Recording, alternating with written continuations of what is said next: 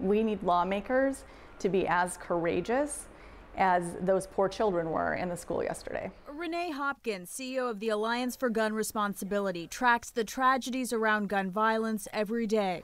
While there's a lot of attention on days when these horrific instances happen, like did in Florida and almost did here in Washington, I think it's important to remember that for people in our work, this is just what it is in our country right now. Hopkins' group has a clear legislative agenda this year, and while proposals such as a bump stock ban appear to be moving forward, a bill that would enhance assault weapon background checks appears stalled, missing a key cutoff deadline Wednesday night.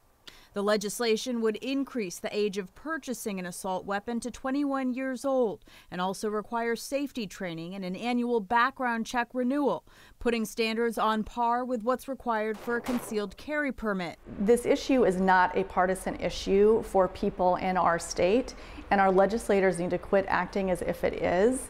Gun control is a real politically toxic subject. Dave Workman writes for the Second Amendment Foundation's Gun Magazine. I think we're all looking for an easy answer, and there's no easy answer to the kind of violence that we wind up reporting about all too frequently. Staunch supporters of the Second Amendment believe the emphasis should be placed on mental health services, not gun control. Frankly, if somebody's determined to commit just a heinous act, they're going to find a way to do that. But groups like the Alliance for Gun Responsibility say data shows tweaks to the law can save lives, and they're turning to state legislatures amid continued gridlock in Washington, D.C.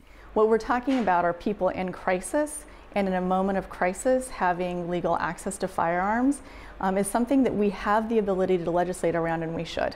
And Natalie Brand, King 5 News. Now, Hopkins points to the Extreme Risk Protection Order initiative voters approved in 2016.